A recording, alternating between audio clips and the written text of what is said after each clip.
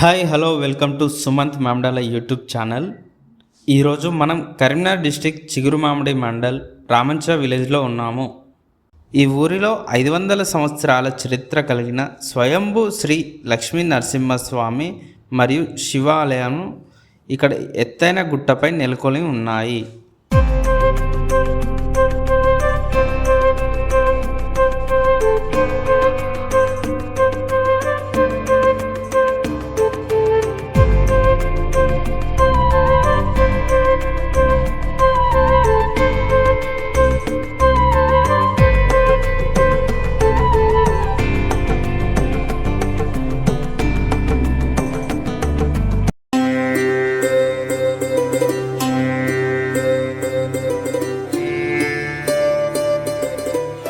ఇది కరీంనగర్ నుండి సుమారు 25 కిలోమీటర్ల దూరం ఉంటుంది.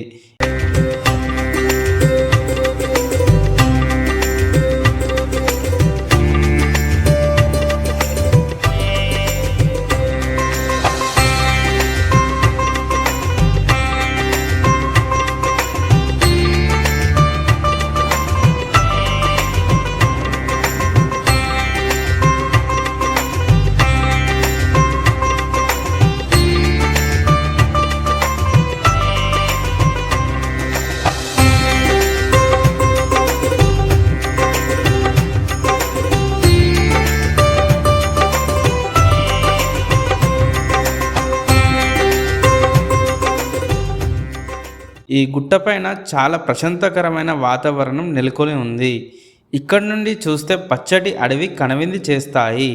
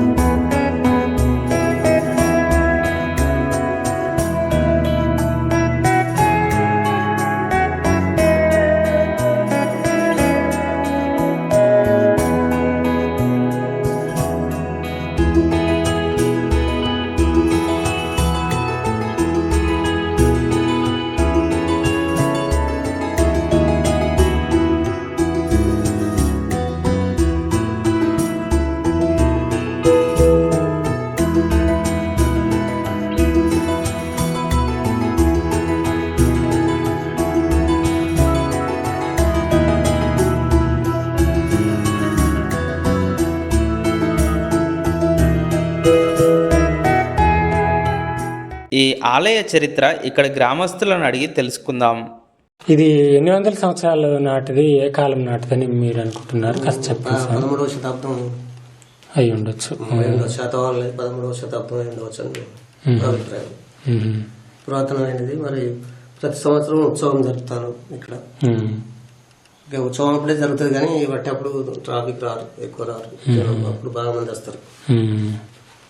సరైన నిధులు లేక, పోషణ లేక అక్కడ అట్లా జరుగుతుంది అనుకుంటున్నాడు. అవును, అర్థమవుతుంది. ఈ ఆలయం చాలా పురాతన. సప్లై అయినట్టుంటే మంచిగా జరుగుతుంది జాతర. ఇప్పుడు సర్పంచ్ గారు ఈ మధ్యలో బోరేసిరు, పైప్ లైన్ ద్వారా నీళ్లు పైకి వస్తున్నాయి. ఇక శివరాత్రి నుండి మంచిగా జరుగుతుంది ఉత్సవం. నీటి సౌకర్యం లేకుంటేనే కదా ఎక్కడికి పోయినా నీటి సౌకర్యం. నీరుంటేనే ప్రజలు వస్తారు. ఇక్కడ లక్ష్మీ నరసింహస్వామి వారు స్వయంభూగా వెలిసారు కదా. స్వయంభూ అంటే భూమి నుండి బిడ్డలు పెడతా. అదే అంటే స్వయంభూ ఈ విగ్రహాన్ని మనం తర్వాత ప్రతిష్ఠించాము. ఆల్రెడీ ఆ వెనకాతలు ఉన్నటువంటి రాశికి స్వయంభూగా అంటే ఇది స్వయంభూ క్షేత్రము అని. మీరు కమిటీ మెంబర్ అండి? మీ పేరు ఏమన్నారు? కుమారస్వామి. ఈ ఆలయం శిథిలావస్థకు వచ్చింది కదా? చాలా శిథిలావస్థకు వచ్చింది. కొంతమంది మేము కూడి ఒక తలా ఇన్ని డబ్బులు వేసుకొని పూర్తిగా దినస్థితిలో ఉంది కదా, ఊరికి పూర్తిగా పేరు లేకుండా అవుతుంది, స్వామితోనే మాకు పేరుంది కాబట్టి తర్వాత దినస్థితిలో ఎందుకు పోవాలి, ఊరు విన్నే మంచిగా ఉన్నది కదా, వచ్చే ప్రేక్షకులు కూడా వస్తూనే ఉంటారు, స్వామివారికి ఎన్నుకుని ఉంటారు, కోరిన కోరికలు తీర్చే స్వామి కాబట్టి కొంతమందికి మంచిగా ఉంటుందని మేము ఏం చేసినామంటే పూర్తి దీనస్థితిలో ఉన్నటువంటి దాన్ని కొంచెం మాకు స్వామి దయ వల్ల కొంచెంత మాత్రానికి కొంచెం కొంచెం కొంచెం కొంచెం డబ్బులు ఇస్తా ఉంటే ఆ స్వామి వారికి తీసుకొని పోయి కొంచెం ప్లాస్టరింగ్ అనేది చేయించడం జరిగింది. ఆ తర్వాత కూడా చాలా మంది కూడా వచ్చిండ్రు. ఆ తర్వాత కళ్యాణం, స్వామివారికి కళ్యాణం చేయడం జరిగింది. ఏప్రిల్ నెలలో ఎప్పటికైనా జరుగుతూ ఉంటాయి స్వామివారి కళ్యాణం. స్వామివారికి ఉత్సవమూర్తులు అట్లా ఏం లేవా? ఉత్సవమూర్తులు కూడా ఉన్నాయి, ఊర్లో ఉత్సవమూర్తులు ఉన్నాయి. అక్కడ ఇక్కడికి తీసుకురావడం, ఇక్కడ అక్కడ తీసుకురావడం, పట్టు వస్త్రాలు కూడా సమర్పించడం జరుగుతుంది. ఇది కాకుండా పక్కన ఉన్నటువంటి శివాలయంలో కూడా శివరాత్రి టైంలో శివరాత్రి నాడు ఘనంగా ఇంకా చాలా పెద్దగా చేయడం. లక్ష్మీ నరసింహస్వామి వారికి ఉత్సవమూర్తులు ఉన్నాయి, ఉత్సవమూర్తులు కూడా ఉన్నాయి, ఇప్పటికీ ఉన్నాయి, ఇప్పటికి కూడా ఉన్నాయి, ఊళ్ళో ఉన్నాయి. అక్కడ నుండి ఇక్కడికి కూడా తీసుకురావడం జరుగుతుంది, చేస్తూనే ఉన్నాం. భగవంతుడు ఇచ్చినటువంటి ఆ ఉత్సవమూర్తులు కూడా పురాతనమే, వెనకటి నుండి ఉన్నాడే. అప్పటి 400 సంవత్సరం 500 సంవత్సరాల క్రితం నాటివే. అవి కూడా మాకు తెలియదు. మా తాతలు కూడా వాళ్ళకి చెప్పినో లేదో మాకు కూడా తెలియదు. ఇంత ఉన్నది కానీ మాకు అంతదా మాత్రానికే తెలుసు. స్వామి గారికి కూడా ఏదో పూర్తిగా దీనస్థితిలో ఉంది కాబట్టి మేము చేయడం జరుగుతూ ఉన్నది ఇప్పటి వరకు అయితే. ఇప్పుడు మనం స్వామివారు చూడండి మనకి ఎంత స్పష్టంగా కనిపిస్తున్నారు. జై విజయులు కూడా చాలా పెద్ద విగ్రహాలు, దాదాపు 7 అడుగులు, నాకన్నా హైట్ ఉన్నాయి. దాదాపు 6.5-7 అడుగులు ఉన్నటువంటి జై విజయుల విగ్రహాలే అంతంత విగ్రహాలు ఉన్నాయి. ఇప్పుడు మనం గర్భాలయంలో స్వామివారిని దర్శిస్తూ ఉన్నాము. ఇక్కడ స్వామివారు స్వయంభూగా వెలిశారు. వెనకాతలు ఉన్నటువంటి కొండ రాయికి స్వామివారు వెలిసి ఉన్నారు. ముందు విగ్రహాన్ని, ఆ తర్వాత గ్రామస్తులు ప్రతిష్ఠించారు. ఇప్పుడు మనం ఆ స్వయంభూ మూర్తిని కూడా మనం చూస్తూ ఉన్నాము. జయ జయ లక్ష్మీ నరసింహ వజ్రస్తంభజ నరసింహ.